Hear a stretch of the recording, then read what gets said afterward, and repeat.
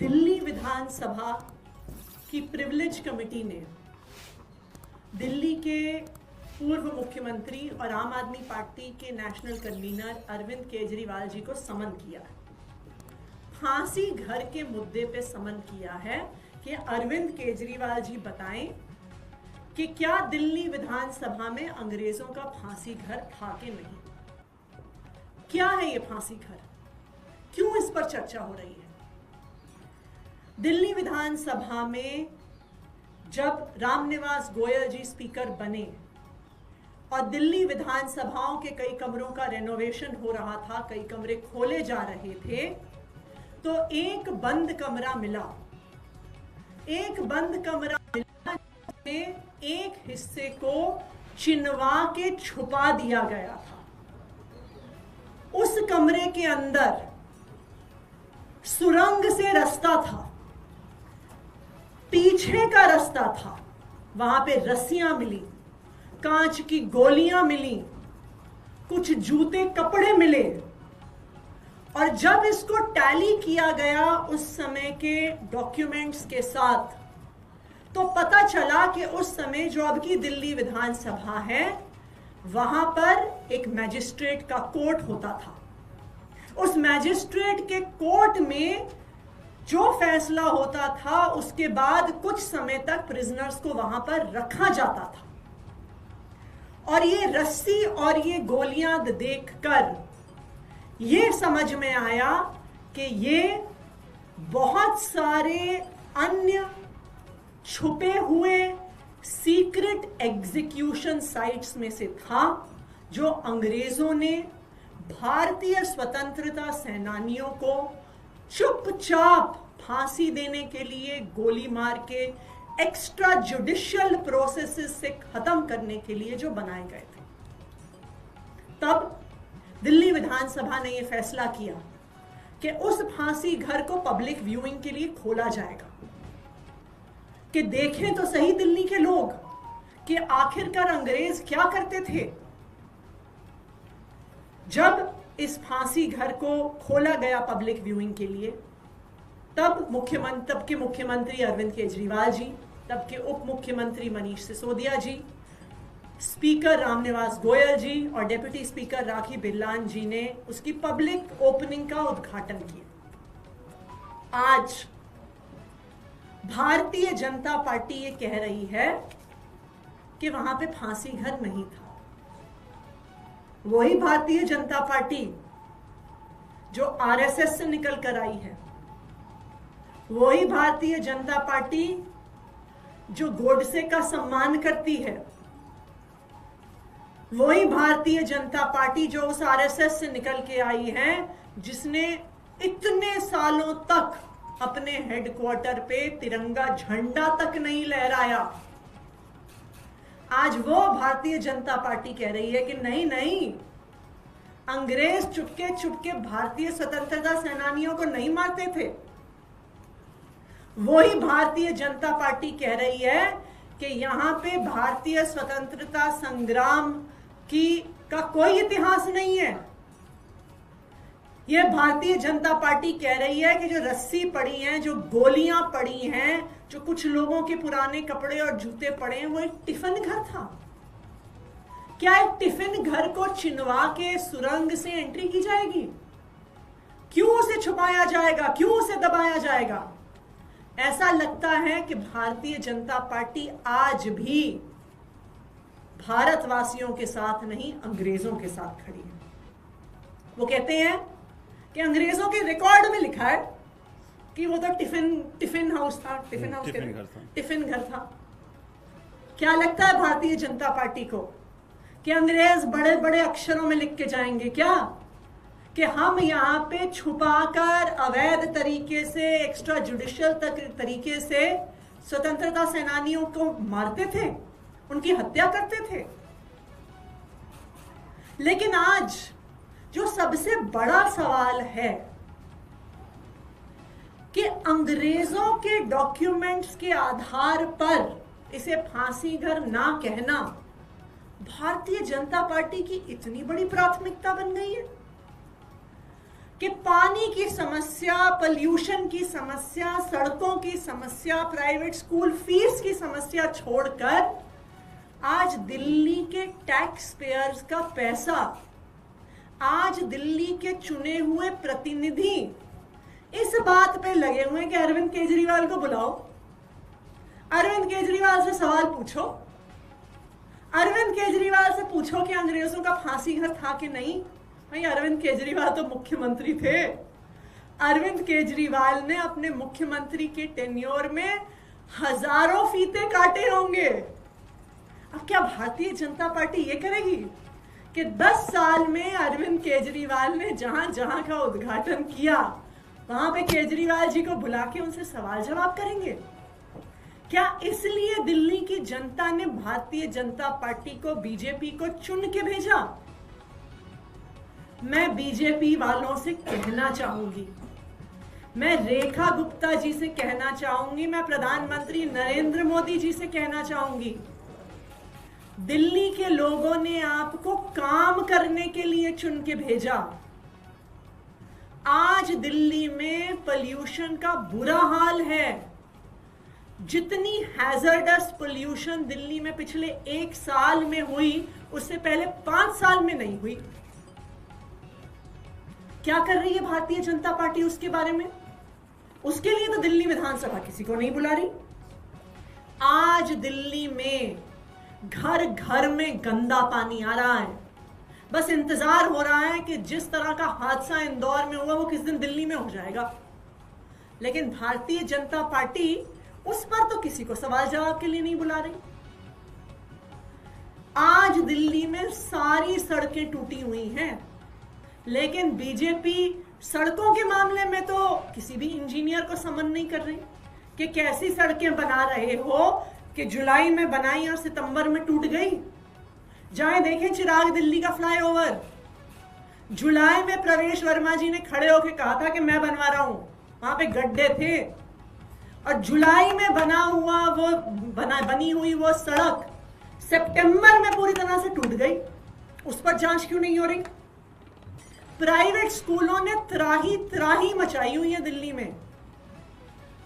10वीं के 12वीं के बोर्ड एग्जाम के एडमिट कार्ड्स रोके जा रहे हैं अगर बढ़ी हुई फीस ना दी जाए। उस पर तो भारतीय जनता पार्टी कुछ नहीं कर रही है।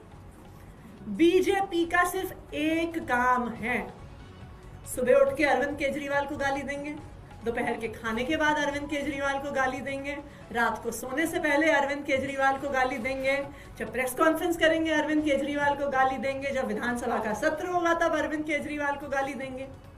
इसलिए चुन के भेजा था क्या?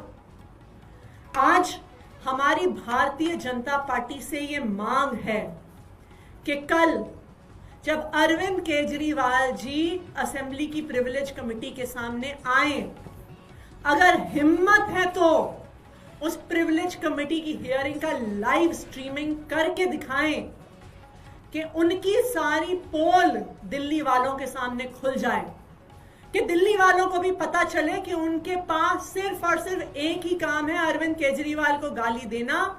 ना उन्हें बिजली की चिंता है, ना पानी की चिंता है, ना सड़कों की चिंता है, ना अस्पताल में दवाइयों की चिंता है, उन्हें सिर्फ और सिर्फ अरविंद केजरीवाल को गाली देनी। तो मैं बीजेपी को आज चैलेंज कर रही हूं कि अगर हिम्मत है तो कल की प्रिविलेज कमेटी की जो प्रोसीडिंग्स हैं उसको लाइव स्ट्रीम करें कि सभी दिल्ली वासी और सभी देशवासी देखें कि उनकी सच्चाई क्या है। संजीव जी, अब आप बाकी आगे की बात रखें। जैसा कि अभी अतिशी मैडम ने बताया कि बीजेपी की 1 साल की सरकार की उपलब्धि ये है कि उन्होंने ये साबित किया कि अंग्रेजों ने फांसी घर नहीं बनाया। भी साबित नहीं, अंग्रेज क्रूर नहीं थे, ये 1 साल में साबित किया। जब ये चर्चा सदन में हो रहा था तब भी मैंने आगाह किया था कि आपका इतिहास ये दर्शाता है कि आप अंग्रेजों के साथ खड़े थे, तभी आप महात्मा गांधी से बदला लेने के लिए आप अंग्रेजों के साथ खड़े हो गए, और आज अरविंद केजरीवाल से बदला लेने के लिए आप अंग्रेजों के इतिहास को, अंग्रेज के साक्ष्य को आप छुपा रहे हैं और दबा रहे हैं। और आपको सुन के आश्चर्य होगा, ये चर्चा उस दिन हुई जिस दिन विधानसभा के सदन में ब्रिटिश पार्लियामेंट के सदस्य बैठे हुए थे। उनके सामने उनका गुणगान किया गया, उनको बताया गया कि नहीं, जब अंग्रेजों का शासन था तब कोई क्रूरता नहीं हुई, कहीं कोई फांसी घर नहीं बना, कोई फांसी नहीं हुई। हमने तब भी तथ्य दिए थे। और अध्यक्ष जी ये कह रहे हैं कि हमने नक्शा मंगाया था और उस नक्शा में हमें बताया गया कि वो टिफिन घर था। अब जब मकान बनता है तो पहले नक्शा बनता है। 1911 में नक्शा बना, 12 में काम शुरू हुआ, 17 में काम खत्म हुआ, 17 से 27 तक 29 तक की जगह साक्ष्य के विधायी कार्य वहां होते रहे। हमने भी कहा कि बिल्कुल ठीक कह रहे हैं कि उनके नक्शा में वो कोई घर रहा होगा, लेकिन हमारा ये कहना है कि 1927 के बाद क्या घटनाएं हुई उसका जिक्र कहीं नहीं है। और अंग्रेजों के क्रूरता के कई सारे इतिहास इस देश के कई सारे दीवालों में चुनवा दिए गए हैं। मैं आपको उदाहरण देता हूं।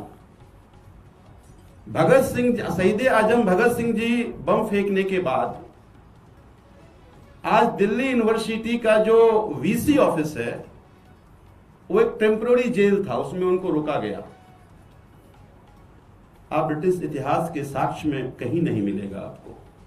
यहां तक कि कई इतिहासकारों से मेरी बात हुई, उन्होंने ब्रिटिश आज भी दिल्ली यूनिवर्सिटी से कॉरेस्पॉन्डेंस कर रहे हैं कि उसकी डिटेल हमें दीजिए, पर नहीं मिल रहा।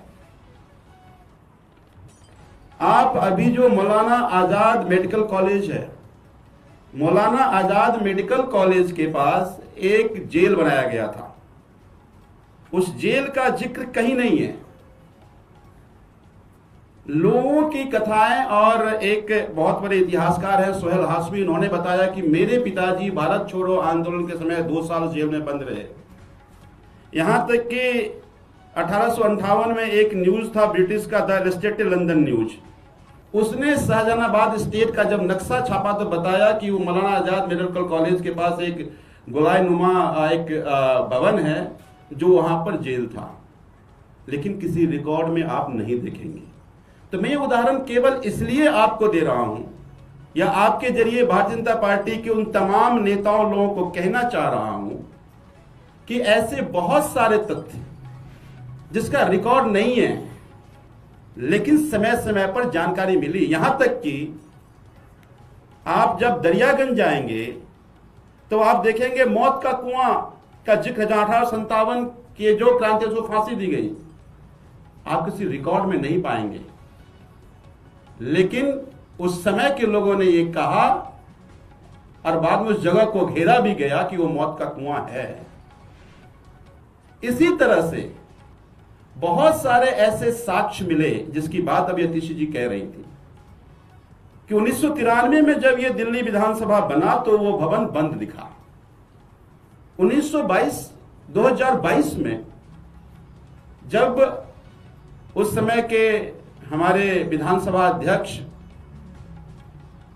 पूरे दिल्ली विधानसभा के परिसर में कौन को कितने कमरे बचे हुए हैं, खाली हैं, जब जांच पड़ताल कर रहे थे तो वो कमरा बंद दिखा। उस कमरे को खोला गया तो वो 2 फ्लोर का था। अब देखिए, आप जाइएगा विधानसभा, दिल्ली विधानसभा ब्रिटिश स्थापत्य के जो गोलाकार नुमा भवन का एक निशानी है, जहां कोई भी 2 फ्लोर का बिल्डिंग नहीं मिलेगा आपको। गोलाई नुमा 1 फ्लोर की बिल्डिंग है। केवल फांसी घर ऐसा है जो 2 फ्लोर का है। अब मैं कहना चाहता हूं जो टिफिन घर था, वो टिफिन घर खाली था, हॉलो प्लेसेस था, उसको 2 फ्लोर बनाया गया। नीचे पूरा हॉल छोड़ा गया। जब देखे ऊपर में 3 भवन बना हुआ है, जब उसको खोला तो देखा नीचे सुरंग है। सुरंग के नीचे जब उन्होंने देखा, वहां पर रस्सियां मिली, वहां पे 7 जोड़े जूते मिले, वहां पर कांच की गोली मिली। और मैंने उस दिन भी हाउस में यह कहा था कि भाई हरवंश जब शहीद आजम भगत सिंह की बायोग्राफी में उन्होंने लिखा है कि मैं ये प्रूव ये कांच की गोली क्यों थी, कि जब अंग्रेज फांसी के बाद ये चेक करता था तो एक बंदूक से कांच की गोली से मारता था, चेक करने के लिए कि जिस व्यक्ति को फांसी दी गई वो जिंदा तो नहीं बचा है। तो मैं ये कहना चाह रहा हूं कि ये कांच की गोली इसलिए थी कि जब जब फांसी हुई होगी उसमें वो चेक किया गया होगा। तीसरी बात कि 1929 के बाद, जैसा अतिशी मैडम ने कहा, लाहौर में अपेक्स कोर्ट था, तो यहां के लोगों को वहां जाने में समय लगता था, तो एक कोर्ट यहां बनाया गया था, एक बेंच यहां बैठता था। जैसे देखेंगे ना इलाहाबाद और लखनऊ में बेंचेज हैं, जहां जहां बड़े बड़े स्टेट में 2 जगह बेंचेज हैं। अब छत्तीसगढ़ जाएंगे तो रायपुर में बेंचेज बैठते, इसी तरह से लाहौर में बेंचेज थे और दिल्ली में बेंचेज थे। और इसके बाद कई सारी सीक्रेट मीटिंग अंग्रेजों के 1929 के बाद वहां पे हुआ, जिसका जिक्र अलग अलग जगह पर है। आईएनए की मीटिंग भी उसी जगह पे हुई थी। अंग्रेज कई सारे वॉर सीक्रेट मीटिंग वहां पे किया था, उसका सच तो कहीं कहीं नहीं है। अब ये कह रहे हैं कि हम ब्रिटिश लाइब्रेरी से हमने रिकॉर्ड मंगाया है। ब्रिटिश लाइब्रेरी ने कहा यह फांसी घर नहीं था, तो ब्रिटिश लाइब्रेरी यह भी कह रहा है कि जनरल डायर हत्यारा नहीं था। करो पूजा, क्यों नहीं करते पूजा तुम? और जब तुम इतिहास में बोलते पूजा कर भी लो, नए इतिहास लिखने की कोशिश कर रहे हो तुम। तब भी मैंने कहा था कि एक बहुत बड़ी गलती दिल्ली विधानसभा में भारतीय जनता पार्टी की सरकार कर रही है। भारतीय जनता पार्टी यह कहना चाह रही है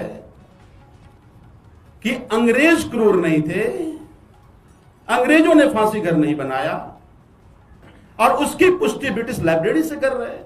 शर्म नहीं आती इनको?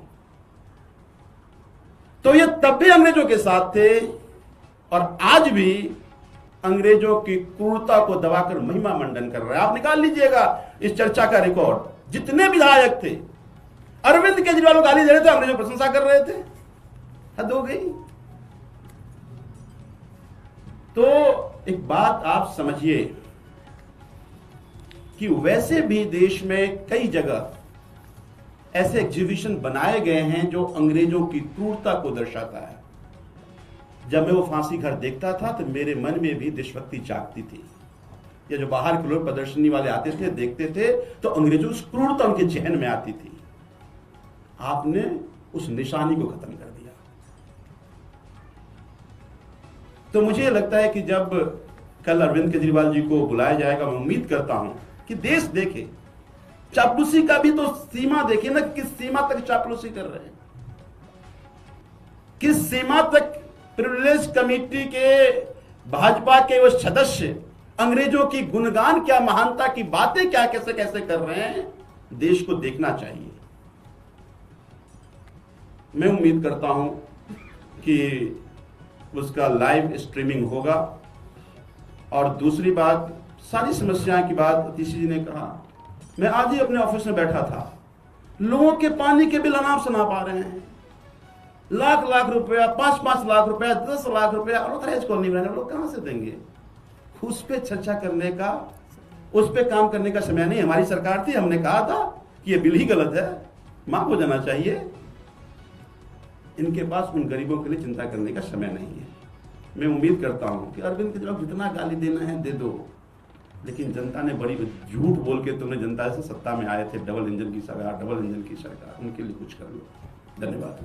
आदित्य जी, ऐतिहासिक तथ्य कोई भी जो होता है वो ना तो आम आदमी पार्टी की इमोशन से स्थापित हो सकता है, ना ही बीजेपी के इमोशन से स्थापित हो सकता है। आप लोगों ने कहा कि ठीक है अंग्रेज बहुत क्रूर थे, उसकी एक निशानी बना दी, लेकिन निशानी ऐसे कहीं भी तो नहीं बना देंगे, कोई तो सबूत रहा होगा।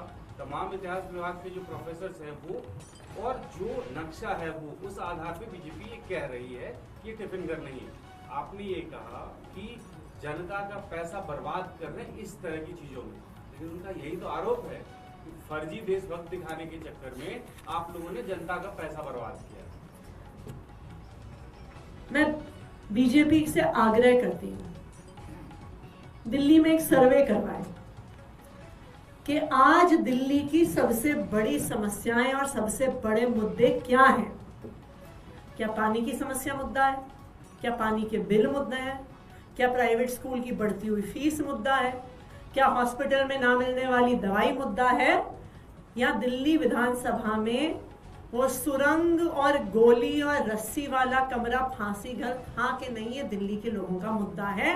एक सिंपल सर्वे करवा ले, बीजेपी को पता चल जाएगा कि दिल्ली वाले क्या चाहते हैं, क्या उम्मीद कर रहे हैं एक सरकार से कि वो उनको बिजली दे, पानी दे, साफ पानी दे, पानी के बिल ठीक करे, सड़कें दे, पोल्यूशन पे काम करे। पर नहीं, उनको सिर्फ एक काम करना है, उनको किसी ना किसी तरीके से सुबह उठ के, जैसे हम लोग अक्सर दिन में कई बार भगवान का नाम लेते हैं, भगवान को बार बार याद करते हैं हम भगवान का नाम, वैसे ही मुझे लगता है कि अरविंद केजरीवाल जी बीजेपी के मन में बस गए हैं और सुबह उठ के उनका नाम जपते हैं, दोपहर को जपते हैं, रात को जपते हैं। सुबह केजरीवाल को गाली, दोपहर को केजरीवाल को गाली, रात को केजरीवाल को गाली।